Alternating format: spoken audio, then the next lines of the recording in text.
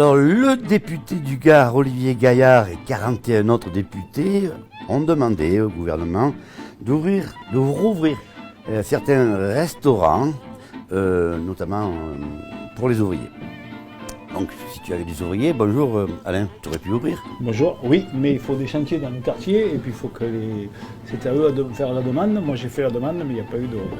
D'accord. Alors, le ministre de l'Intérieur est venu faire un petit tour hier soir, lundi, à Nîmes. Je vais dire tout ça pour ça. Bonjour à toutes et bonjour à tous. Soyez les bienvenus dans l'émission Tête à Tête au restaurant Le W, chez Alain Moula. Toujours fermé, comme tant d'autres établissements, malheureusement, dirons-nous. Alors que le Gard, il n'y a que 4,21% de personnes qui sont vaccinées. Ça, il fallait le savoir, ça fait peu. Hein. Toi, tu as été vacciné? Non. Tu le sauras plus tard. Peut-être plus tard, plus de 65 ans, je crois qu'on va y avoir droit. Oui, alors là, on ne sait plus du tout où nous en sommes. Hein. On ne sait plus, franchement, c'est un bazar. Et encore, restons corrects quand on dit que c'est un bazar. Parce que franchement... J'ai vu une émission hier soir ouais. Où il disait que c'est les enfants qui étaient le plus porteurs et que les gens qui ont des enfants en bas âge, ou des enfants avec eux, sont moins touchés par le virus parce qu'ils ont les antigènes par rapport à leurs enfants qui leur donnent. Voilà. Et donc ceux qui sont le plus touchés, ce sont les 25-30 ans qui n'ont pas d'enfants ou plus tard, en vieillissant parce qu'on n'a plus d'antigènes. Alors, à la vision, Aurélien Quillet, assisté de Maël Sauton, à la photo et à la communication de cette émission France Pélicano. Une première pour Tête à Tête, en collaboration avec Jérôme Puech pour ces deux reportages. Nous recevons dans le cadre de cette émission Loïc Ozol, ancien raseteur et dirigeant de Toril TV, Béranger Aubanel, manadier de génération en génération et vice-président de la Fédération française de course camarguaise, et Pierre-Marie, un artisan sellier, maroquinier à Beauvoisin. Il est la sellerie Yatagan. Et enfin d'émission, il y aura un invité surprise, mais chut, pour l'instant, il est temps pour moi d'aller rejoindre nos invités. Merci Alain Moula de nous recevoir une nouvelle fois. Merci à toi d'être là, toujours, toujours fidèle, ça fait plaisir. Toujours fidèle, ouais. Merci à toutes, donc on se retrouve dès à présent. Merci. Et qui était Paris, maintenant c'est 94, mais c'était 75, j'y suis pionné quoi. D'accord. J'y suis pas resté, enfin j'y suis resté, j'y suis allé à Paris pour, mais c'est fait quoi. Mais tu as quel âge toi, Loïc? Je vais avoir 36 ans. Le 9 mars. C'est ça, exactement. Ouais. Exactement. On te demande ton âge. Moi, oui, bien sûr, 54 ans. Donc, ouais, encore des gamins, quoi. Encore des gamins. C'est ce que me disait Alain Moula tout à l'heure, il n'y a que des gamins. C'est ce que disait mon père aussi. 100 ans, c'est le vieillage. Il disait à 100 ans, on peut prendre un peu sa retraite. À quel âge il est décédé? Et il est décédé à l'aube de ses 80 ans. Ah, oui. Mais il avait 100 ans dans son cœur. Physiquement, il avait forcé énormément, ce que dit le cardiologue. Quel était le prénom de ton papa? Pierre. Pierre. Donc c'est bien le photographe. Photographe, ouais. Qui a immortalisé la Camargue, ouais. Patrick, on va commencer. Allez, c'est parti. Dans 3, 2, 1...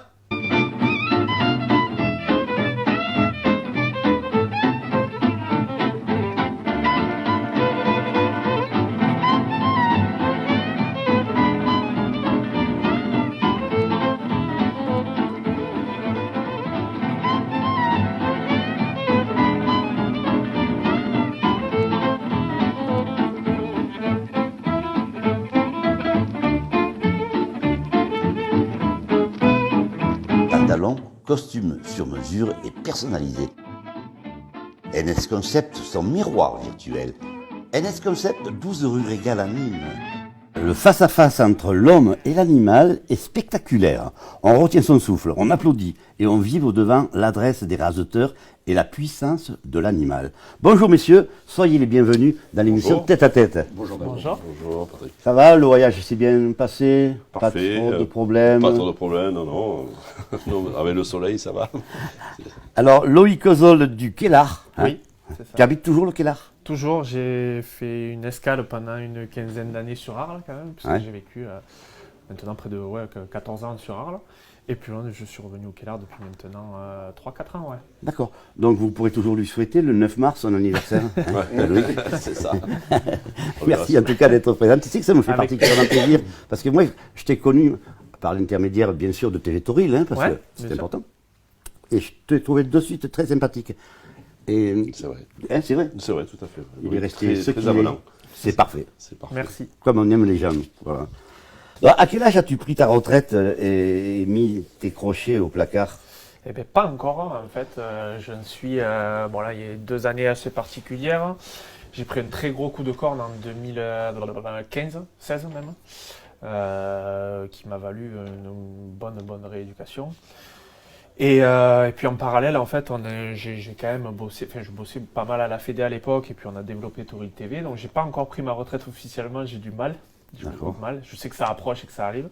Mais voilà, je ne suis pas encore arrêté officiellement. Donc, Parce que c'est pas évident quand même de prendre comme ça sa retraite. C'est un peu comme. Parce que tu es un sportif, vous êtes des sportifs et rasateurs. Exactement. Et en plus, moi j'ai cette particularité où en fait, j'ai jamais voulu faire de contrepartie, c'est-à-dire que je me suis jamais laissé l'opportunité de faire autre chose que les taureaux. Donc, c'est-à-dire que j'ai consacré toute ma carrière de professionnel et de sportif aux taureaux, ce qui paraissait fou à certains égards des fois. Mais je le regrette pas, je l'ai fait avec grand plaisir. Et puis aujourd'hui, d'aller chercher un peu plus de côté médiatique et de présenter les choses comment je les vois au sein de Toril TV, c'est quand même quelque chose qui me plaît beaucoup. On gagne bien sa vie en tant que raseteur? On gagne correctement sa vie. Pour être très honnête, on va dire, les bonnes saisons, ça va être des saisons autour d'une cinquantaine, 60 000 euros. Ah oui, d'accord. Bonne saison, voilà. Ouais. Enfin, le risque est grand, là, quand Oui. même. Le risque est grand, mais bon, c'est toujours pareil. On fait pas. J'ai tendance souvent à le répéter quand on me le demande. C'est sûr qu'on n'arrive à rien sans risque, d'une part. Et d'autre part, c'est qu'on n'arrive à rien sans passion. C'est-à-dire que ça reste un métier qu'on ne pratique pas si on est conscient des risques. Et si on est à moitié passionné, on ne peut pas y arriver, c'est pas possible. Tu as toujours su que tu serais raseteur? Oui, toujours. Alors mon papa a été raseteur aussi. Oui, Patrick. Voilà, Patrick. Je viens d'un petit village du Kellar, c'est très difficile de passer à côté des taureaux. Mmh. Et c'est quelque chose qui m'a toujours passionné, c'est-à-dire que au gamin, je me souviens de mémoire, Béranger a dû connaître le cercle d'art contemporain à l'époque au Kellar, où il passait des vidéos de taureaux. J'ai passé mes journées de libre où ils avaient un tout petit DVD, d'ailleurs il m'en a fait cadeau un peu de temps après, un DVD sur le jubilé de Ourias et Paco au Gros du Roi. Et j'ai passé mon temps à regarder ça. J'étais passionné, je connais toute la grande majorité de l'histoire des taureaux. Et voilà, donc puis je pense que ça passe par là, quoi. Parfait. Béranger, Aubanel. Oui. Et toi, la retraite, c'est pour quand? Est-ce qu'un manager peut prendre sa retraite? Je crois que la retraite, elle existe. Enfin, je pense que je ne vais pas parler de retraite, mais on va lever un peu le pied. Parce que je pense que Loïc est un peu comme moi, on n'est pas des sportifs, mais on est des sportifs indirectement par le biais de l'équitation, parce que c'est un travail qui se fait à cheval majoritairement. Moi, j'ai eu un grave accident en 2019, donc il m'a fait réfléchir. Un accident avec un taureau, un cheval ou un accident de voiture? Non, c'était c'était une transhumance de 80 taureaux, parce qu'on appelle comme ça, c'était ce que faisait mon père à Saint-Chapt, et lorsqu'on faisait des petits lots de taureaux de 4-5, et en ramenant les 80 taureaux, en les ramenant une seule fois, tous mes cavaliers n'ont pas voulu passer devant. Moi, j'ai fait la tête, comme on dit, dans une abrivade. C'est le plus dangereux. C'est le plus dangereux. Et en fait, le parcours était très technique. Il fallait contenir les taureaux sur une portion du parcours et ensuite ouvrir l'abrivade, et pour que les taureaux se fassent pas mal et se mettent en file indienne. Et c'est lorsque je suis arrivé, on va dire, au premier tiers du parcours, et j'ai fait une chute et j'ai pris pas les 80 taureaux, mais j'en ai pris une vingtaine bien pesée sur mon thorax. Donc, important de signaler tout ça, parce qu'on va parler des bio. Donc, pour nous, c'est tellement évident. Mais sachez quand même qu'on nous écoute dans toutes les régions, grâce à Internet, grâce à nos émissions, grâce à YouTube, grâce même dans les pays francophones. Hein. Donc, c'est important que vous soyez là, tous. Merci. Et puis toi aussi, Pierre-Marie, parce que toi aussi, tu es un passionné de chevaux, de taureaux. Oui, chevaux essentiellement. Chevaux essentiellement. Tu montes plus facilement sur un cheval que sur un taureau. Sur un taureau, oui, effectivement. Taureau, depuis que je suis dans la région, donc ça fait 12 ans. Et Mais si on habite ici, je pense que c'est incontournable, qu'il faut effectivement savoir pourquoi cette tradition existe, comment elle se fait, comment elle se transmet aussi. Et je suis maintenant un ferveur défenseur de cette tradition pour que les jeunes, qu'ils soient de la région ou pas, perpétuent cette tradition. Au même titre que mon métier.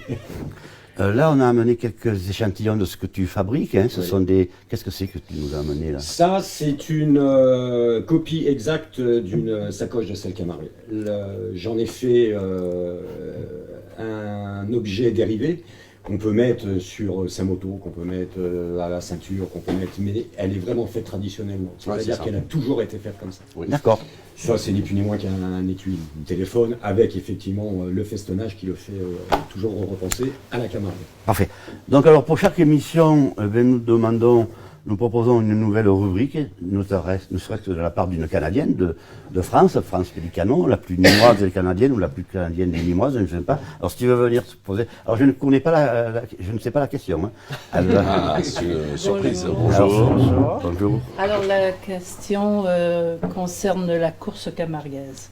Alors si on considère que la course camarguaise fait partie de notre patrimoine culturel, comment croyez-vous qu'on peut s'assurer de la sauvegarde de cette chose si précieuse? Parce que si on regarde dans 50 ans, dans 100 ans, est-ce qu'il y aura encore de la course camarguaise? Moi, alors je vais prendre la parole sur une première partie de la question. Je pense que Béranger J'ai la suite. aura à peu près le même avis que moi. En fait, on a souvent j'aime bien votre manière de l'amener, l'aspect culturel, parce qu'en fait, on associe souvent ça à une tradition. Une tradition, ça fait souvent référence à des choses du passé, à des choses d'avant, à des choses vieilles, alors qu'on est vraiment dans une dynamique culturelle et moderne. C'est-à-dire qu'on a l'impression souvent de l'extérieur que c'est vu comme quelque chose de très vieux, alors que c'est très vivant, très moderne. Il y a beaucoup de jeunes, en fait on parlait de transmission, mais beaucoup de jeunes s'investissent et s'impliquent au milieu de la course camarguaise. Et je pense qu'au fur et à mesure du temps, on trouvera le moyen. Alors, l'avantage, c'est qu'en Camargue, il y a tout à inventer, et encore plus en course camarguaise, puisque je pense qu'on est encore aux prémices de la modernité comme on la connaît. Et puis, je pense qu'on arrivera à sortir et à faire progresser au fur et à mesure des choses et du temps, et arriver à transmettre ce qu'on sait, notre culture. Enfin, moi, j'espère dans tous les cas arriver à le faire de ma façon à moi. Je pense que Béranger aussi. Et qu'est-ce qu'il faut faire justement pour faire évoluer cette tradition, ce milieu culturel? Qu'est-ce qu'il faut faire pour améliorer? Il y a quelque chose à faire pour améliorer ça. Moi, je pense qu'on n'est pas très loin du résultat et du système. C'est juste d'arriver à adapter quelque chose de culturellement très ancré dans la région, et d'arriver à l'amener en fait à communiquer d'une manière moderne, à savoir s'expatrier de manière moderne et utiliser la technologie actuelle pour pouvoir en fait faire parler de ce qu'on fait, quoi. Ouais, c'est ça. Ouais. Qu'est-ce que c'est une manade? Manade, c'est un... Merci France. Merci. Une manade, c'est un élevage de taureaux. Alors, quand on dit un manadier, c'est celui qui a des taureaux dans une main. Ça vient du latin, la manne, la main. La main, Et d'accord. donc on dit manadier pour caractériser les élevages en Camargue. Donc, l'élevage de taureaux Camargue. Donc, après, il y a les taureaux braves, mais c'est une autre C'est quoi un culture. taureau brave? C'est un taureau espagnol qui est un taureau qui va aller dans une autre tauromachie. Nous, on est dans la bouvine, dans la course camarguaise. Donc, je rejoins, pour rebondir sur ce que disait Loïc, effectivement, je pense qu'il manque la communication. Et la communication va nous permettre de transmettre. Et cette communication, vous pouvez la transmettre dans les arènes, non? Il n'y a pas un livret, par exemple, à distribuer au public qui ne connaît pas obligatoirement toutes ces traditions? Je pense que c'est plus profond que ça, c'est-à-dire que presque résumer une course camarguaise ou l'univers de la Camargue en général sur un livret, ça serait presque trop court et il n'y aurait peut-être pas assez de choses. Je pense qu'on a des milliers d'histoires à raconter, qu'elles soient du passé. Enfin, par exemple, si on prend le cas du papa de Béranger, on aurait des milliers d'histoires à raconter sur M. Perrobanel. Et il y a des personnages comme ça, il en existe beaucoup. C'est juste arriver à adapter cette histoire, à faire comprendre qui sont les personnages, qui étaient ces personnages-là, qu'est-ce qu'ils ont transmis en héritage, entre autres à Béranger, et qu'est-ce qu'on propose aujourd'hui, nous, avec notre savoir et notre manière de faire. Qu'est-ce qu'on propose aujourd'hui? Et je pense qu'il y a beaucoup de travail à faire en termes de portrait, de détails, quoi. Et pour un essentiel aussi, le taureau Camargue représente le territoire. Parce que sans taureau, aujourd'hui, les territoires, il n'y aurait pas la Camargue. Il ne faut pas oublier que le taureau a protégé les espaces et c'est grâce au taureau et aux chevaux Camargue qu'on arrive à avoir des espaces, puisqu'il y a des règles pour l'AOP, l'appellation d'origine protégée. Il faut 1 hectare 20 pour un taureau, vous voyez, à l'âge adulte. Donc c'est grâce au taureau qu'on protège tous ces territoires qui ne sont pas inondés d'entreprises. Par contre, par exemple, une de tes manades, ça représente combien de taureaux? Aujourd'hui, on a, suite au Covid, on a descendu le cheptel à 650 têtes. On a 2 manades, donc il y a un fer de mon ancêtre Baroncelli, rouge et blanc, qui date de fer qui est du XIIIe siècle, des Médicis et Baroncelli, les Pazzi, c'était des vieilles familles. À ce sujet, nous allons proposer à tous nos téléspectateurs une vidéo filmée par Jérôme Puech avec Pierre-Marie avec ta famille au Banel. Donc, c'est cela. Écoutez, regardez bien l'histoire de la famille Aubanel. Déjà, il faut remonter au marquis de Baroncelli qui a créé sa manade en 1894. Baroncelli qui est né le 1er novembre 1869 à Aix-en-Provence et qui est décédé en Avignon le 15 décembre 1943. Ensuite, sa fille, la 3e fille, Frédéric, la filleule de Frédéric Mistral, s'est mariée avec Henri Aubanel, qui lui est né à Paris, mais d'origine des Pieds du Ventoux, c'est-à-dire en Avignon. Baroncelli a été malade en 1934 et jusqu'en 1943, c'est-à-dire à son décès, la manade s'est appelée la manade Papalino. Et cette manade, ensuite, c'est le gendre Henri Aubanel qui a eu beaucoup de succès, notamment avec le Vovo dans les années 50. Ce taureau Vovo a fait drainer les foules et aurait certainement obtenu le Biodor si le Biodor avait existé à cette époque. Ensuite, le fils d'Aubanel, Pierre Aubanel, a créé sa manade en 1968 en association avec le patron des jus de fruits Cavalet, Michel Beau. Cette association a duré une dizaine d'années, jusqu'en 1977, où Pierre Aubanel a obtenu le Trident d'or. Ensuite, cette manade, qui a été créée par Pierre Aubanel, elle a survécu jusqu'à son décès du 22 février en 2018. Cette manade aujourd'hui, qui est forte de 650 taureaux environ, sur 1600 hectares, a été reprise par ses 2 fils, Réginald et Béranger. Ensuite, la 5e génération, c'est Théo, fils de Réginald, et Maxime, fils de Béranger.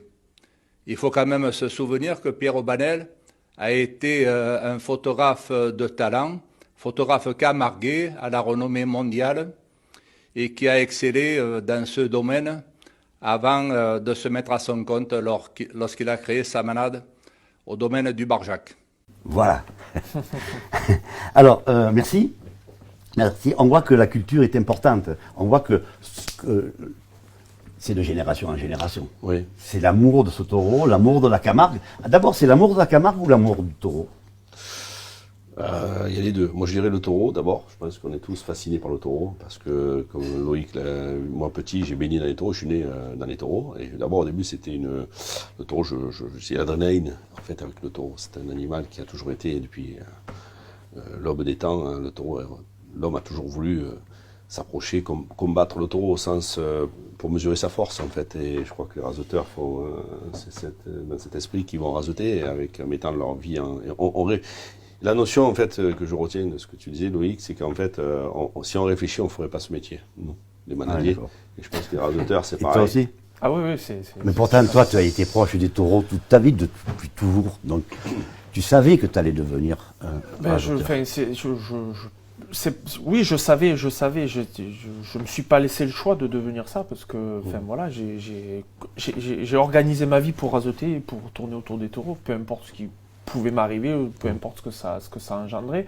Et je pense qu'aujourd'hui, on vit une époque où tous ceux qui réussissent à être heureux et à vivre dans le bonheur sont des gens qui font ce qui les passionne, et on n'a jamais été aussi pressé dans l'air du temps de gens qui ont envie de changer de vie et tout ça. Nous, je pense qu'on n'en est pas là du tout, bien au contraire, on veut bien conserver notre vie actuelle, et c'est exactement pour ça qu'on travaille. Donc ça veut dire aussi qu'on a une vie épanouie et heureuse.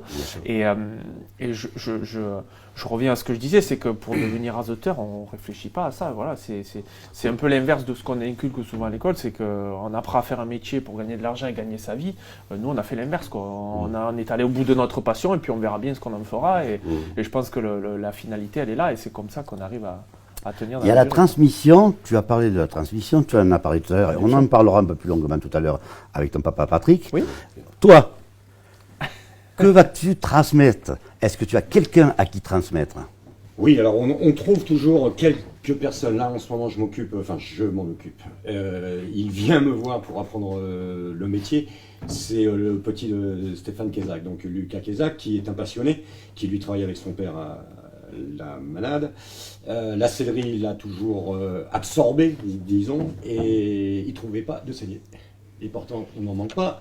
Et il tape à ma porte, il dit: est-ce que tu veux bien m'apprendre? Je viendrai pas tous les jours parce que voilà, il prend son temps, et il vient à l'atelier quand il veut, et il apprend très vite.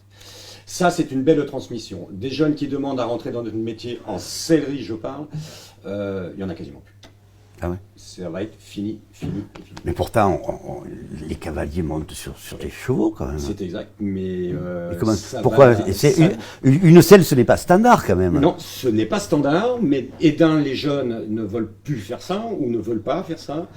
Et la transmission par mes collègues selliers, et sans dénigrer qui que ce soit, est très difficile. Ils ne veulent pas transmettre la tradition. Ah, ils ne veulent pas? Ils ne veulent pas. Ils disent non, fais autre chose comme métier, le métier va disparaître, on aura toujours des fabricants de sel qui vont faire ça industriellement et non plus traditionnellement, et c'est en train de partir, mais de partir très très vite. À ce sujet, un petit reportage que Jérôme Puech est allé filmer chez toi, à Beauvoisin. Dans ma grotte. Dans ta grotte. C'est parti. C'est à Beauvoisin que l'on trouve, près de la manade de Kézak, un des derniers artisans selliers de France. Dans sa cabane au fond du jardin, Pierre-Marie explique ce qui le motive chaque jour. La création. La création, la pièce qu'on n'a jamais faite, la pièce qui n'existe pas, et essentiellement aboutir au rêve de certains clients. C'est-à-dire qu'on pourrait fabriquer un sac qui n'existe pas, et on y arrive encore. Et depuis 1983, Pierre trouve l'énergie encore et encore de créer des pièces uniques à partir de morceaux de cuir venus d'Aubord. Quel est son dernier ouvrage ? Je travaille sur une selle d'Amazon qu'on va modifier, et sur les 52 créations, c'est-à-dire une création par semaine. C'est-à-dire que je me suis donné un défi à moi-même qui est de faire une création par semaine sur 52 semaines. C'est donc à raison de 6 heures par jour que Pierre-Marie coud à la main dans la pure tradition des selliers maroquiniers guéniers. Mais qu'est-ce qui l'inspire au quotidien ? C'est les chevaux, d'abord et d'un. Et puis la mentalité du gardien vis-à-vis de son cheval et de son matériel est très traditionnelle. Et j'adore cette approche traditionnelle. De cette approche traditionnelle justement qui tente à disparaître, seule la marque de luxe Hermès fait appel à ce type de savoir-faire. Pierre cherche donc à mettre en selle un jeune pour prendre un jour peut-être la relève. Allez, nous continuons. Dis donc, justement pour rester sur les chevaux, sur la selle, donc on disait qu'elle n'était pas standard, celle-là. Donc moi, par exemple, j'ai un cheval, je veux que tu fabriques une selle. Comment? Je viens avec le cheval ou je te donne les dimensions? Ah, si tu viens avec le cheval, c'est encore mieux. mais il n'y a pas la selle d'un seul cheval non plus. Donc non, la selle camarguaise, elle est étudiée par rapport à ta taille de pantalon. Donc moi, par exemple, ça ne va pas être la même taille que toi. Et ensuite, on va effectivement suivre le travail que tu fais. Donc en fonction de ça, ta selle, elle aura une forme qui sera différente de la mienne si je fais un autre travail qui toujours remonte. Par rapport à notre morphologie ou Bien par sûr, rapport, par rapport au cheval? Non, par rapport à ta morphologie avant tout. Et par rapport au cheval, après, il y a des modifications au niveau des maclassures. Si effectivement on a un cheval pointu, si le nez n'est pas pointu, s'il est très éclaté, et ainsi de suite. Mais avant tout, c'est une histoire de grandeur de siège. D'accord. Combien de temps il te faut pour fabriquer une selle? Allez, entre 80 et 120 heures, mais tout dépend ce qu'on fait. Voilà, On vient de te voir facilement pour justement... Alors moi, j'en fabrique pas. Je préfère les réparer que les fabriquer. Il y a des gens qui font ça très très bien dans la région, et qui ne veulent pas faire de réparation. En général, c'est resté... Parce qu'en fin de compte, une selle, quand on l'achète, c'est pour toute sa vie? Non. Non. Moi, j'en fabrique qui ont 35 ans, 40 ans, des selles, mais... On en a, ouais. Ça se sépare difficilement. Oui, vous en séparez difficilement. Moi, celle de mon père, c'est moi qui la monte aujourd'hui. Oui. D'accord, parce qu'une selle, elle est faite à votre morphologie, comme il expliquait, Oui. mais c'est mais il y a vous-même qui un l'avez... temps d'adaptation. C'est comme une paire de chaussures. Il y a un temps On d'adaptation. va pas mettre une paire de chaussures de quelqu'un d'autre, ça va être Exactement. difficile. Exactement. Quel est ton point de vue, Loïc? Moi là-dessus, j'ai pas de point de vue très arrêté, mais je pense qu'il y a un aspect sentimental, comme disait Béranger. Je pense que la selle de son papa, il aurait eu du mal à mettre quelqu'un. Je crois qu'il monte avec moi d'ailleurs. Quand j'ai vu la selle, j'ai l'impression qu'il y a mon père avec moi. Ah ouais? Ah oui, franchement. Ouais. C'était un amour fort. Ah oui, mon père m'a tout transmis. Enfin, il nous a tout transmis avec mon frère, on est deux, avec Réginald. Et en fait, la selle de mon père, d'abord, elle était un peu petite par rapport à moi, mais comme par hasard, j'y suis rentré, je l'ai montée pour Aigues Mortes. Et en fait, le jour où je l'ai montée, j'étais pas à l'aise. Et ensuite, la selle s'est adaptée à moi, comme si elle avait bougé pour ma morphologie. Ah, d'accord. Ouais. Mais il a fallu 2 mois, 2-3 mois. D'accord. Je vais vous raconter quelque chose après. Avoir le bio d'or, c'est important pour un manadier. Bien sûr. Ça le classe en qualité. Nous, Est-ce que vous l'avez eu, vous? Nous, en 1964, avec Petit Loulou, oui. Ouais. On n'en a pas eu, mais effectivement, à l'époque de Vovo, il n'y avait pas le bio d'or. Après, nous, on a eu une histoire en particulier. Il y a eu des très bons taureaux sur la faune.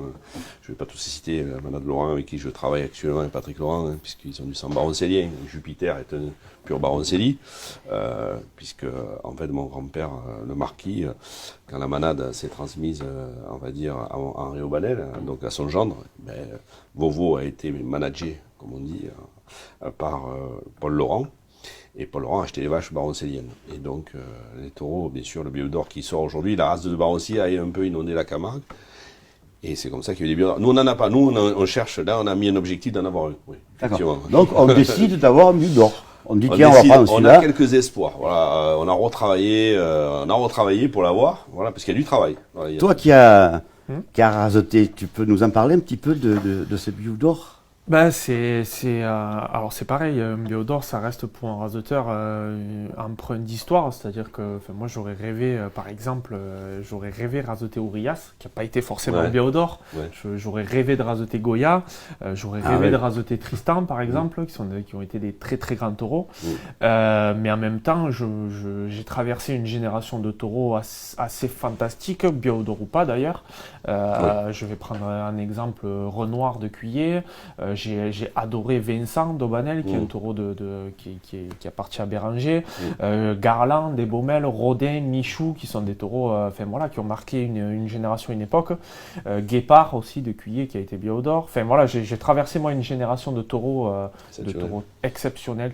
Et vraiment, ça reste des moments Une question. stratégiques. Un taureau, parce que vous retrouvez tout au long de la saison les mêmes taureaux. Oui. Est-ce qu'un taureau arrive à vous reconnaître? Je pense pas qu'ils arrivent à reconnaître. Par contre, moi, d'expérience, je vois quand les taureaux progressent. Et j'ai cité un exemple il n'y a pas très longtemps d'ailleurs, puisqu'on m'a posé la question. Mais je me souviens par exemple d'un taureau comme Garland, de l'avoir rencontré vraiment dans des rendez-vous importants, avec beaucoup de pression dessus et tout. Et c'est des taureaux qui arrivent en fait au fil d'un quart d'heure à réagir et à interagir avec les raseteurs différemment. Moi j'ai souvenir d'une course à Vauvert par exemple pour l'Ascension, où le taureau se positionne à peu près au même endroit à chaque fois. Et je fais 3 rasés à cet endroit-là. J'aurais pas pu en faire un 4e, c'était pas possible parce que le taureau avait assimilé ma manière de faire, l'endroit où je me plaçais. Et sur le premier rasé, le rasé était on va dire à peu près normal. Le second rasé, j'étais déjà un peu plus en difficulté. Et le 3e rasé, je me suis complètement fait emporter et c'était plus possible. Je ne pouvais plus faire un 4e rasé à cet endroit-là puisque le taureau avait assimilé avec... L'intelligence du taureau. Oui. Ben c'est puis surtout un sens de... On s'en rend pas compte, c'est quand même quelque chose d'assez exceptionnel. On tient des taureaux sauvages toute l'année, on ne veut absolument pas les approcher, et puis on s'aperçoit et on se rend compte que quand on les prédispose à des jeux, ils ont un sens d'adaptation qui est formidable. Enfin, moi j'ai plein d'exemples là-dessus, on pourrait en parler des heures, mais j'ai encore un exemple de Vira, par exemple, qui a été pareil, un très très grand taureau, qui s'est retrouvé avec un œil crevé, qui a été plutôt tard dans sa carrière en plus, et qui s'est adapté de manière formidable, et qui a eu encore un biodore après avec un œil crevé, donc c'est... Le raseteur gaucher est meilleur que le droitier, comme un footballeur ou un tennisman? Il n'y a pas forcément non, c'est pas un critère en soi, c'est pas un critère. Très bien. Donc, nous avons évoqué tout à l'heure ton papa, oui. Patrick. Oui. Il a été raseteur aussi. Oui. Et nous, tu sais, ici, nous aimons faire des surprises à nos invités. Alors, on n'a pas invité ton papa, mais on a invité quelqu'un qui le connaît très bien. D'accord. Qui est un ancien raseteur, ouais. Qui est un coutelier. Il est là. D'accord. Il arrive. C'est Didier Lascombe, Bonjour. le Camarguais. Bonjour Didier. Salut Didier. Vous me connaissez, je suppose. Vous me connaissez. Donc je pensais que ça serait bien que nous l'invitions aujourd'hui ici à la table, hein, puisqu'il représente la Camargue également, hein, ne serait-ce qu'avec sa coutellerie, sa fabrication. Et tu as amené quelques couteaux? Oui, j'ai mis quelques couteaux, on va voir ça. Ah non, mais il faut les faire. Ah oui, il faut les bouger les jeunes. Ça rempelle pas. Il faut les bouger les jeunes. Où on dit, vous savez, chez nous on dit où ça rempelle pas, où ça renconne pas. Ouais, c'est ça. C'est vrai que les gens qui nous écoutent, les gens qui nous écoutent, par exemple. Comme à la radio, je dis je rempelle pas. Donc, autre chose concernant le temps qui se met en place, Didier. Oui. Non. Continue à faire ton travail. Après, on va revenir vers toi. Comment le vont les malades? Ça tombe très bien, on n'est pas loin de l'heure du repas. Avec voilà. Comment ça se passe financièrement? Est-ce que vous êtes aidé? Comment ça se passe? Les malades, la saison est arrêtée depuis mars 2020, donc il y a eu d'abord la crise des assurances, on en parlera peut-être plus tard, mais en tout cas, on a enchaîné une crise d'assurance, on est parti en Covid, et puis on a eu les régions Occitanie et PACA donc les deux régions ont vite réagi, ils nous ont ouvert 2 enveloppes d'1 million d'euros, donc 2 millions d'euros à la fois aussi pour les éleveurs de chevaux Camargue, un petit peu pour les taureaux braves aussi côté PACA, pas en Occitanie, et en fait on a touché 7 500 euros sur 3 mois, donc 2 500 euros pendant 3 mois, donc 7 500 pour nous, nous on a eu 2 fois 7 500, et puis c'est fini. Et après on a le fonds de solidarité de 1 500 euros que toutes les entreprises touchent. Et depuis octobre, on a eu la possibilité d'accéder à des sommes plus importantes, de 1 500 à 10 000 euros. Bon, nous, en l'occurrence, on accède à 10 000 euros, mais aujourd'hui, on est très loin de... Parce qu'il y a des frais fixes. Les frais fixes, nous, c'est simple. Hein. Une manade sur 365 jours, c'est 365 000 euros de frais. Voilà, c'est 1 000 euros par jour.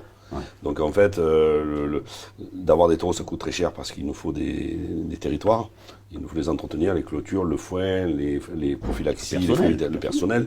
Alors nous, du personnel, on a beaucoup de gardiens bénévoles, et ce qui d'ailleurs nous sauve, parce que si on n'avait pas tous ces gens passionnés, on n'arriverait pas à faire tourner une manade. Les manades tournent grâce aux gardiens et tous les amateurs. On dit amateurs, mais moi je dis amateur parce que ça a un sens profond, c'est celui qui aime.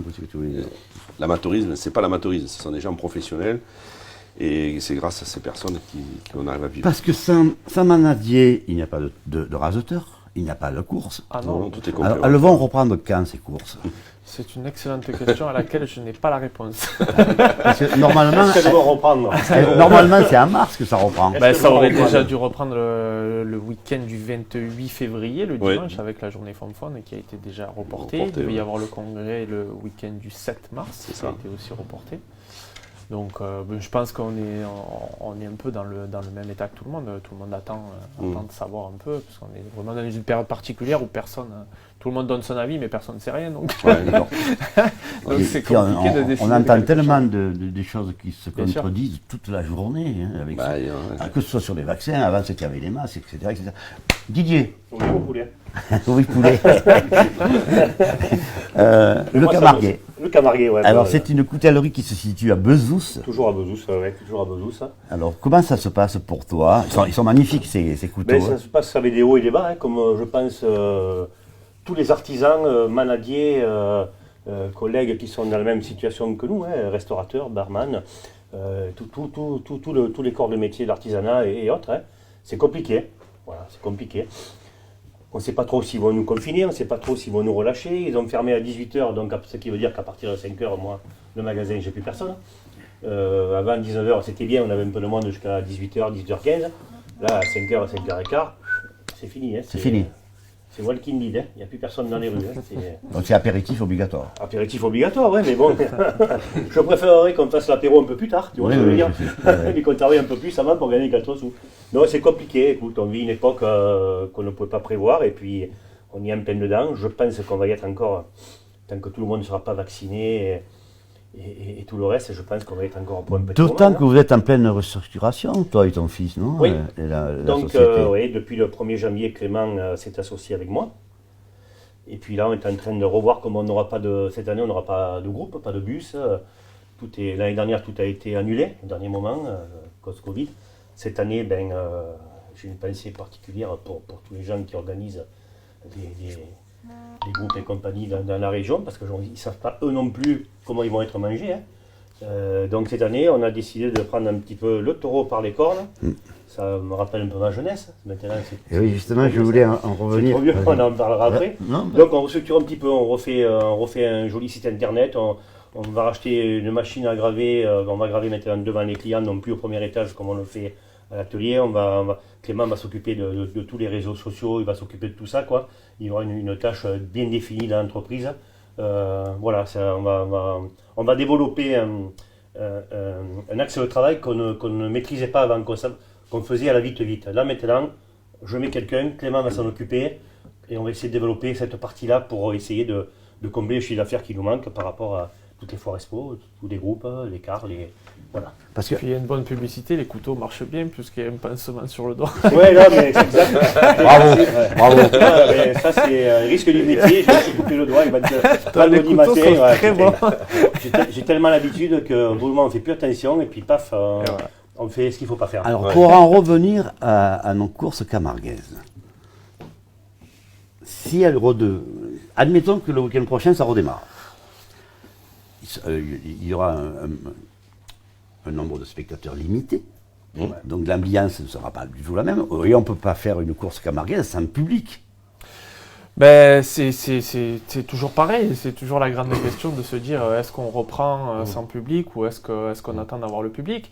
En même temps, je dirais qu'on est aussi à une période où ça permet de tester de nouvelles choses et entre autres, pourquoi pas commencer à un peu à l'instar de ce que veut faire la coutellerie, mais de passer au digital justement et d'exporter notre spectacle, c'est très très largement faisable. Donc ça permet d'essayer des choses, ça permet de tenter des choses et pourquoi pas des diffusions en direct de courses qui seraient à huis clos comme le foot par exemple. Enfin, je pense qu'on peut imaginer plein de choses dans ce sens-là et ce qui pourrait aussi permettre de parler, de diffuser différemment la course camarguaise. Et tu t'es très investi avec TV Toril. Hein, Exactement. Et c'est vers cet objectif qu'on tend, c'est-à-dire que je me suis adapté au milieu du digital, de l'audiovisuel et de la communication en travaillant avec Toril TV et avec Romain Beaufy qui m'associe. Tout à fait. Et l'idée, c'est de se dire, voilà, lui, il a une compétence de réalisation, de gestion de réseau et vraiment d'animation. Et puis moi, j'ai appris un peu sur le tas avec lui. Puis à l'inverse, moi, j'apporte toute mon expérience que j'ai technique des taureaux. Et du coup, l'idée, c'est de se dire, voilà, maintenant, avec nos moyens et les moyens modernes, comment on peut faire pour que moi, je puisse partager mon expérience, aller faire découvrir des personnages que moi, je connais et que les gens n'ont pas forcément accès. Et puis, pourquoi pas, tout simplement, et c'est d'ailleurs l'objectif 2021, de commencer à diffuser des courses en direct, qu'elles soient commentées, qu'on puisse expliquer des faits de course. Ça, c'est important. C'est très important. Je pense que j'ai eu, en fait, ça vient aussi d'une réflexion qui est un peu plus, on va dire, un peu plus ancienne à tout ça. C'est que j'ai eu l'occasion de tourner un jour un 7 à 8 pour TF1 et avec qui on avait vraiment sympathisé avec le présentateur et qui me dit voilà, écoute, j'aimerais revenir avec ma femme et mes enfants voir une course. Donc je l'amène au Sainte-Marie-de-la-Mer, une super course et tout ça. Donc moi j'étais blessé en plus, donc je pouvais pas, donc juste rester avec eux. Et en fait, quand il s'est assis dans les gradins, il m'a dit écoute, comment ça se passe et tout. Je dis vois le premier taureau, tu me donnes tes impressions et je t'expliquerai. Et en fait, le résultat était sans appel, c'est qu'il s'est retourné quand le premier taureau est rentré, il m'a dit « je n'ai absolument rien compris ». Donc c'est aussi bête que ça, c'est-à-dire que heureusement que j'étais là, heureusement que j'ai pu y apporter tous ces éléments de réponse et lui expliquer tous les faits de course et tout ce qui se passe, et pourquoi le premier est premier, pourquoi le taureau a un nom, pourquoi il a 12, 13 ou 14 ans. Ça paraît aussi, en levant un peu la tête, parce que c'est un peu le cas de ce que je fais maintenant, mais je m'aperçois qu'en fait tout ce qui me semble logique et normal, l'est absolument pas pour les gens qui arrivent ici. Donc on a un immense marché de tourisme et de touristes qui visitent des manades et qui n'ont pas l'aspect, en fait, qui pensent que visiter une manade, c'est bien, c'est cool, on élève des taureaux, c'est génial, et qui ne font pas le lien, en fait, et le rapprochement avec tout l'univers de la course camarguaise, c'est-à-dire qu'on n'élève pas un taureau pour que les gens viennent les voir dans les champs, on élève un taureau pour qu'il soit le meilleur en course camarguaise, et ça implique une sélection, ça implique beaucoup de travail, parce qu'un taureau, pour arriver à maturité, on parlait des Béodors tout à l'heure, et il y a rarement un Béodor avant 10 ans, donc c'est 10 ans de travail, c'est une génération de taureaux, c'est 10 ans, donc une erreur sur une année, c'est reporté sur 10 ans. Enfin, voilà, ça veut dire quoi une erreur sur une année? Ça veut dire quoi? On peut se tromper sur la qualité d'un taureau? Bien sûr, ça, je pense que Béranger en parlera beaucoup mieux que moi, mais on peut se tromper, faire une erreur. Oui, les sélections, c'est voilà ce que dit Loïc. En fait, on sélectionne, nous, on a par exemple, je prends mon cas, les 2 manades, on a 2 étalons par manade, donc on a 4 étalons, on a des groupes de vaches, donc il faut d'abord essayer les vaches, voir un petit peu le tempérament des vaches, donc il y a un travail de fond. Quand on les essayait, on les met en course cocardière. Enfin, les cocardières, on n'en a pas beaucoup, nous. Mais en tout cas, il faut trouver le... Qu'est-ce que c'est une course cocardière? Une course cocardière, c'est une vache qui va aller dans les arènes, qui va être comme un taureau, donc qui va être encocardée et qui va faire la course avec des raseteurs, droitier et gaucher, et qui va prouver son talent. Je me permets d'insister sur tout ça parce que ce que je disais au début, ceux qui sont... dans d'autres départements, bien plus haut, ne connaissent pas. Donc, bien si sûr, on peut faire connaître... à l'époque, les courses, peut-être un petit peu la même version, mon père me disait que les taureaux servaient au labour au départ. Si on résume au plus bas, ils mettaient les taureaux qui n'étaient pas destinés au labour, on les mettait un peu à part, et le week-end, les samedis, dimanches, ils les mettaient enfermés dans un plan de masse, et ils mettaient des attributs. Ça a commencé comme ça. Ils essayaient d'attraper des attributs sur les cornes. Alors les attributs, c'est ceux qui vont au milieu. Voilà, et donc, si tu veux bien nous montrer un crochet, Loïc, s'il te plaît. Et donc, à la fin de l'émission, vous aurez une vidéo sur Loïc et sur la course camarguaise. Donc tu tiens ce crochet dans tes mains. C'est ça, donc moi je le tiens, bon là je suis droitier, en plus c'est pas celui-là que je prends d'habitude, j'en ai 2. Ouais, en fait j'ai à force des coups, j'ai le doigt qui a un peu grossi, donc voilà, je le tiens de cette manière-là. Et puis après, voilà, c'est un geste de précision. Pour revenir à ce que disait Béranger, c'est-à-dire que c'est pareil, ça a fait l'objet, ça paraît pas comme ça, mais ça a fait l'objet d'une progression phénoménale. À l'époque où Béranger discute, on s'est pas mal documenté, nous là aussi dessus, c'est qu'en fait les attributs, ça a beaucoup évolué. Au départ, c'était tout simplement des saucissons. Oui, c'est ça que j'ai lu, effectivement. Enfin voilà, quand on est sur cette histoire-là, c'est que c'est fou. Et puis c'était quelque chose de très populaire et tout ça. Et en fait, l'adaptation du crochet s'est faite aussi avec l'évolution des taureaux, avec l'évolution de la pratique et tout ça.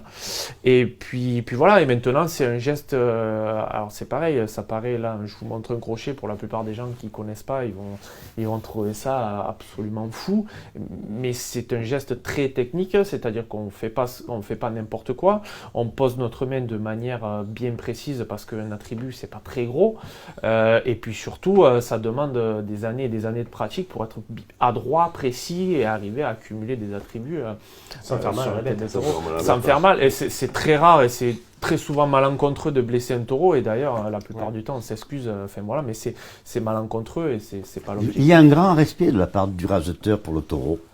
Je pense que c'est même plus que ça. Même plus que ça. L'amour. Ouais, c'est difficilement décrivable. Je vais essayer de le dire avec des mots, mais comme je disais tout à l'heure, c'est que moi j'ai tourné toute ma vie autour des taureaux et j'ai toujours tourné ma vie pour passer 10 secondes à la tête d'un taureau. Donc c'est très très compliqué de décrire cette émotion-là, mais c'est un sentiment d'abnégation, c'est-à-dire qu'il n'existe plus rien quand on a la tête d'un taureau, c'est un espace de 10-15 secondes où on a la force d'un taureau qu'on arrive à maîtriser dans une course, et puis on a la sensation de toucher, d'approche, de force aussi, parce qu'un taureau ça a beaucoup de force. Je pense que c'est même plus que du respect, c'est vraiment... c'est au-delà du respect, c'est un grand amour et une grande passion pour les taureaux, quoi, voilà. Pierre, je te vois très attentif à ce que nous raconte Loïc, et c'est vrai que c'est très intéressant. Oui. On découvre la course camarguaise d'une façon totalement différente. En t'écoutant, on sent cette passion derrière. Hein. Et c'est dommage que ça ne se fasse pas plus, parce que j'ai l'impression que ça ne se fait pas beaucoup, mais il devrait y avoir au sein des écoles une journée ou une demi-journée en manade ou avec des gens comme toi, et parce que tous les gamins ne sont pas forcément gardois, donc ils sont arrivés ici après. Bien sûr. Je pense qu'effectivement ça serait très intelligent que voilà, on puisse, que tu puisses effectivement...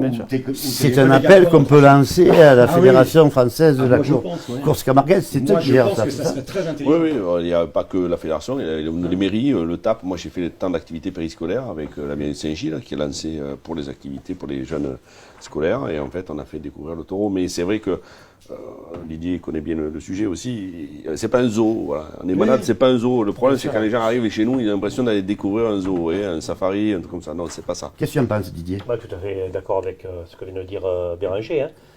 Moi, dans mon village, il y a des gamins, ils ont une passion du taureau, parce que depuis tout petit, les parents les mènent au taureau, parce que les parents allaient au taureau, parce que les grands-parents allaient au taureau. Et quand tu fais une abrivade le dimanche dans ton village, tous les gamins que je les connais tous. Didier, fais-moi monter à cheval, alors je descends de cheval et 3 minutes chacun, je les prends. Et ça, c'est obligatoire de le faire, ça. Si on veut que la passion perdure et que les gamins ils s'y retrouvent à travers les chevaux, les taureaux, on est obligé de faire ça. Moi, je dis à tous les gardiens, mon frère est manadier, donc je dis aux 4 ou 5 copains qui sont avec moi à la manade, quand on fait les abrivades, je dis les gars, faites monter ce petit, parce que moi, j'aurais pas le temps de faire monter tout le monde. Mais c'est obligé. Moi, c'est mon kiff de voir ces gamins sublimer le cheval, sublimer le taureau. Tu les vois, je les fais monter au char, ils sont là, ils essayent de mettre la main pour toucher un poil du taureau. Ça, c'est un passage obligatoire. Moi, je me rappelle quand j'étais gamin, j'allais à Codognan, le char arrivait, on était tous comme des fous, on attendait le char à la rentrée du village, dès que le char arrivait, on court après le char, on était content comme tout. C'est la passion, et ces gamins-là, aujourd'hui, il faut qu'ils aient la tradition, il faut qu'ils aient la fée des lieux. Et ça, moi, je pense que ça passe par là. Et puis le vient, je rejoins un peu ce qu'il dit, c'est qu'elle vient aujourd'hui, on parle beaucoup des gens qui arrivent là et qui ne connaissent pas. C'est là où c'est important aussi de maintenir tout ce qui se passe dans les villes et dans les villages, les abrivades et tout ça, pour une raison simple, c'est que ça amène aussi les nouveaux habitants et les nouveaux arrivants à découvrir. Et on a un exemple qui est assez frappant aujourd'hui et qui est un très bon rasoteur actuellement, c'est Zacharia Catif, qui est un jeune de Montpellier qui a découvert ça un peu par hasard et puis qui s'est pris de passion pour les taureaux. Donc ça veut dire qu'on n'est pas aussi en décalage avec l'ère moderne, et on arrive encore à toucher et à interagir avec des gens qui viennent pas forcément ou qui seraient pas censés arriver là. Alors, donc ça veut dire qu'on est encore... Moi j'ai toujours ce souvenir en tête, c'est de Castro. Bien sûr. Chaumel, oui. Ce sont deux qui ont marqué quand même leur génération également. Qui ont marqué leur génération et qui arrivent de deux milieux très différents. Patrick Castro est un footballeur, donc qui a une formation de footeux, qui est un des premiers pour l'histoire en fait à avoir amené vraiment le sport dans les taureaux, c'est-à-dire que à l'époque de Patrick Castro, la course camarguaise, c'était encore on travaille un peu l'hiver, on bricole, on fait un peu des apéritifs et on va radoter, et puis on verra bien comment ça se passe. Et Patrick, lui, est arrivé avec une toute autre mentalité, qui était une mentalité de vrai sportif, et ça a amené en fait à la génération d'après à comprendre que finalement, si on se prépare, qu'on s'entraîne et qu'on y passe du temps, on peut avoir des résultats mieux organisés, meilleurs. Et voilà, et puis Christian a un peu à l'opposé à l'opposé pas tant que ça, parce que Christian c'était quand même quelqu'un qui s'entraînait beaucoup, mais Christian à l'opposé de ça est quelqu'un qui il a amené un style. Ressenti, mais c'est même plus que ça, c'est-à-dire que Christian il n'a pas amené un style, il a jamais cherché à amener un style. Christian il a abordé ses taureaux dans sa manière de ressentir les taureaux, il n'y a rien de calculé dans ce qu'a fait Christian, tout est au feeling, tout est au ressenti. Et puis c'est cette simplicité qu'il a. de simplicité. Puis je pense que, si un jour vous avez l'occasion de parler avec lui, il est pas très communicant, mais je pense que c'est quelqu'un qui a vraiment le taureau ancré très profond en lui. Je l'ai eu en émission de radio, parce qu'à l'époque je faisais des émissions de radio, ça avait été très difficile, très très difficile. Mais c'est quelqu'un qui intériorise beaucoup, et je pense que, un peu à l'instar de ce que je peux faire moi, c'est que c'est difficile d'expliquer une émotion, c'est difficile d'expliquer ce qu'on ressent. D'expliquer à quelqu'un ce qu'on ressent quand on fait un rasé. Faut pouvoir mettre des mots sur des émotions. Et puis je pense que, j'en suis pas là encore, comme je disais, j'ai pas encore pris ma retraite, mais c'est encore une étape difficile de passer à plus être raseteur, en sachant que Christian a drainé avec lui tout le vedettariat autour de ce qu'il a. De ce qu'il a réussi à construire dans les taureaux.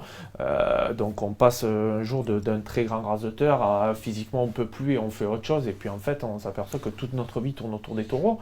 Christian après a voulu monter une manade et tout ça, donc c'est très compliqué d'arriver à s'adapter à l'après-taureau, donc je pense qu'il y a des gens vraiment profondément passionnés qui ont du mal à passer à autre chose. C'est un métier quand même, c'est un métier, mais il n'y a que des hommes, il n'y a pas de femmes. Non, mais je pense, j'ai eu plusieurs fois l'occasion d'aller par exemple au Krebs à Montpellier ou d'aller voir des structures de préparation physique. J'avais vu d'ailleurs une athlète de 110 mètres haies qui était une féminine d'ailleurs, qui était recordman, je crois en junior, tout ça.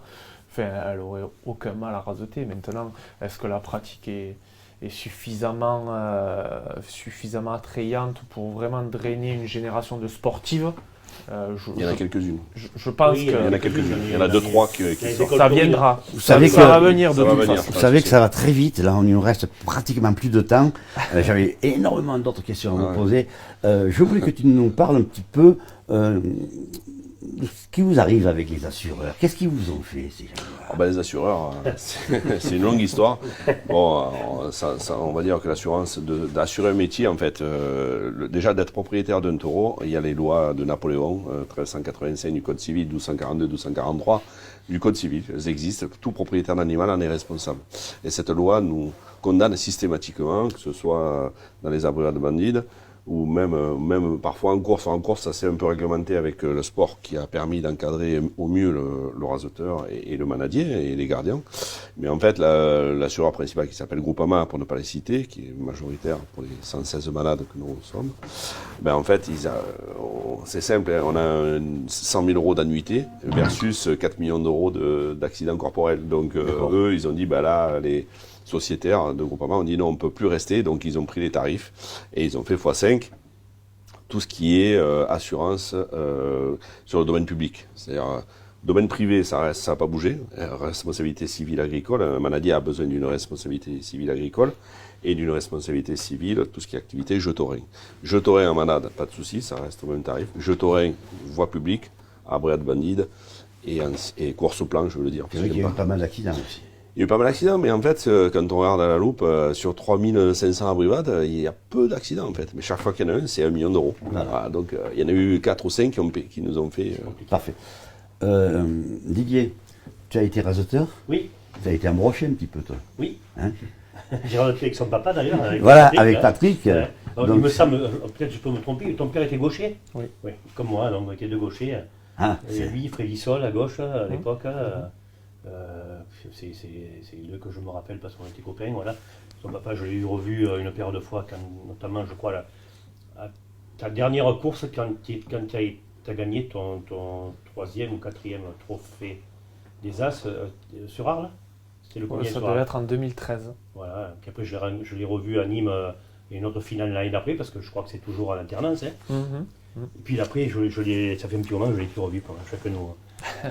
Ton palmarès est très important, on va dire. Parle-nous-en très rapidement de ces 3 trophées les plus importants. Oui, effectivement, je suis 4 fois champion de France, donc vainqueur du Trophée des As à 4 reprises, 2007, 2010, 2011, 2013. J'ai remporté 2 palmes d'or, j'ai remporté plusieurs trophées des maraîchers, 6 d'ailleurs. Je crois que j'ai le même résultat que Christian d'ailleurs là-dessus. Il n'y a que la cocarde d'or qui me manque, mais voilà. Tu suis de près quand même, Pierre, toi également, toutes ces courses camarguaises. Mais oui, parce que c'est incontournable. Si on vient de l'extérieur, comme moi, des Landes, on a la course landaise. Ça n'a rien à voir. Pas comparer, ça n'a rien à voir. La seule chose qu'il y a à voir, c'est l'après-course. Mais... Oui, ça, les troisième mi-temps, on les connaît tous. Voilà. Mais c'est vrai que oui, enfin, c'est logique que si on reste dans cette région et si on veut y rester, c'est logique qu'on s'y intéresse et essayer de comprendre, quoi. Et c'est très intéressant, que vous êtes représentatif ici, là. Donc il a, à un moment donné, je vais aller très vite, tu as voulu faire le Tour de France en tant que sellier, puis ça n'a pas fonctionné. Ça n'a pas été possible avec le compagnonnage, parce que le compagnonnage n'avait plus que 2 mètres des selliers en France, donc je me suis fait mon Tour de France tout seul. Très bien. Il va falloir nous arrêter. Je voulais que tu nous parles un petit peu de ton engagement et du docteur Marès au CHU de Nîmes. Alors oui, ça c'est pareil, c'est une histoire assez significative, c'est-à-dire que j'ai pris un très gros coup de corne d'une 40aine de centimètres derrière la cuisse droite en 2015, qui est passé entre l'artère fémorale et le nerf sciatique. Et donc je me suis retrouvé dans l'infirmerie avec le docteur qui m'envoie donc au CHU à la polyclinique. À l'époque, quand j'arrive à la polyclinique, c'était un docteur qui était spécialisé dans les coups de corne qui était censé m'opérer. Sauf que quand j'arrive là-bas, personne n'est averti de mon arrivée. Donc j'arrive avec un camion d'ambulance et pas un camion de pompier, avec une fémorale qui saigne. Et quand j'arrive là-bas, en fait, personne n'est au courant et pas de docteur. Donc j'arrive à retrouver le numéro de ce docteur. Le docteur me prend au téléphone et me dit oui, effectivement, j'ai eu le docteur des arènes au téléphone, mais moi ça fait 8 mois que je suis à la retraite, j'ai plus d'assurance, je peux plus opérer. Donc là, avec un trou dans la cuisse, aux urgences, je commence à voir, ouais c'est un peu ça, je commence à me dire, voilà, là, il va y avoir un souci. J'ai l'interne de garde à la polyclinique à cette époque-là qui arrive avec un bandage, de la bétadine et du... non mais c'est véridique ce que je vous raconte, et qui me dit, écoutez, on va envoyer de la bétadine, on va drainer, puis tout va se nettoyer, ça va aller. J'ai dit, écoutez, je n'ai déjà pris des coups de corne, je pense pas que ce soit comme ça qu'il faille faire. Donc le monsieur me renvoie un peu sèchement en me disant si vous voulez m'apprendre mon métier, j'ai dit non, je vais rien vous apprendre, mais dans tous les cas c'est sûr que vous n'allez pas m'opérer comme ça. Donc je repars en catastrophe et je suis intégré à l'hôpital aux franciscaines, un peu tiré par les cheveux. Alors pareil, une étape historique puisque Joe Asensio, qui était chirurgien historique, voilà, qui a encore on va dire des antennes aux franciscaines, arrive à me faire rentrer par le service et le service prévient le chirurgien de garde qui m'opère. Et sorti de là, je vais à la fédération et je leur dis écoutez, ce qui m'est arrivé à moi, heureusement que ça m'arrive à moi, que je sais, que je comprends et que je suis conscient. J'ai dit sinon je me retrouve dans un process où si c'est un gamin de 20 ans, on peut lui couper la jambe, quoi, si on le nettoyer aux urgences comme ça. Donc effectivement on m'a dit oui, c'est vrai que c'est une bonne idée de s'occuper de ça. Et donc de fil en aiguille, je me retrouve en fait à contacter monsieur Olivier Marès qui lui dirige une association avec, je crois qu'il est ancestralement, qui était l'association de monsieur Bochu, qui opérait et qui opère aussi les coups de corne aux arènes de Nîmes. On se rencontre avec le docteur Marès qui me dit oui, effectivement, on traite les coups de corne, on le fait depuis longtemps, donc on a passé une convention avec le CHU de Carrémont et monsieur Marès et son service, de manière à ce qu'en fait, dès qu'il y a une urgence, on puisse être transféré dans un service qui ait au moins une connaissance de ce que c'est un coup de corne. Et voilà. Avec des compétences. Les compétences, ils les ont. Ça aurait pu être des chirurgiens. Il y a un très bon... à Nîmes, dans tous les cas, ça s'est passé comme ça. Il y en a un très bon du côté d'Avignon qui s'appelle monsieur Pelin, qui investit à la fédération d'ailleurs, et qui connaît ce domaine-là et qui est très bon du côté d'Avignon. Et Montpellier, c'est pareil, ça se développe petit à petit. Mais voilà, c'était quelque chose qu'il fallait faire. C'est bien d'en avoir parlé. C'est Joe Asensio qui m'avait opéré. Joe Asensio, ouais. Bien, Didier, il faut que nous arrêtions. Eh bien, on arrête. Merci en tout cas d'être venu. C'est avec grand plaisir. Ça me fait plaisir de voir Louis Béranger et puis ce monsieur que je ne connaissais pas. Pierre Marie. Voilà. À Beauvoisin, donc vous pouvez aller le visiter. Il vous ouvre son atelier avec plaisir. On va même faire des étuis pour... Passez le voir parce que c'est quand même quelqu'un très intéressant. Toi aussi, passez le voir à la sortie de Bezous à gauche, en allant sur le pont du Gard. Donc le Camarguais. Merci, complet, là. merci à tous les invités. Merci à toi d'être venu, vraiment, merci. Très bon couteau. Très bon couteau. Je peux en parler. Béranger, merci également d'être venu, parce que je sais que tu es très occupé. Oui, il n'y a pas de souci, mais c'était un grand plaisir de participer à toute l'équipe. C'était une première pour notre émission aussi. Ouais, franchement, Louis, qu'on se voit régulièrement. Pierre-Marie. Merci. Reste comme tu es, reste ce que tu es, parce que je trouve que tu es noble dans ce que tu fais. Merci. Avec une belle voix. Vous avez pu le voir également dans le reportage qu'a tourné. Encore merci à Jérôme Puechet, avec pour Unanime qui est allé tourner 2 reportages. Et merci à toi, Loïc, de ta disponibilité, parce que nous avons communiqué tous les deux par les moyens techniques et modernes de l'époque. Et c'est vrai que tu as toujours été disponible, mais quand je t'appelais très tard, le soir, ou très tôt le matin. Avec plaisir, c'est mon rôle aussi, c'est un peu ce que j'aime, ce que je veux apporter avec Toril TV, c'est ça, c'est d'arriver à être disponible et à partager mon expérience des taureaux et ma vision des taureaux. Continue bien avec Toril TV. Nous viendrons vous voir parce que nous vous apprécions beaucoup. Merci beaucoup. Merci à France Pellicano d'avoir assumé toutes ces photos. Merci à Alain Moula également de nous recevoir tout le temps. Merci à toi Aurélien, à ta compagne, et à Jérôme Puech. Merci à toutes, merci à tous. Restez-nous fidèles. Bye bye.